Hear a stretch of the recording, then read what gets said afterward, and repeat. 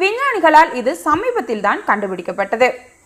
மரங்கொத்திகள் pine மரத்தை தேர்ந்தெடுப்பதற்கு இன்னொரு காரணமும் இருக்கின்றது.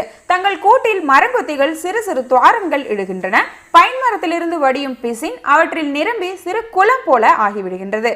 இந்த பிசின் குளங்கள் மரங்கொத்தி பறவைகளின் மாபெரும் எதிரியான பாம்புகளிடமிருந்து பாதுகாப்பை அளிக்கின்றது. மிகவும் கூர்மையான வலுவான அலகுகளை கொண்ட இந்த பறவைகளுக்கு பூச்சிகள் தான் முக்கியமான உணவு.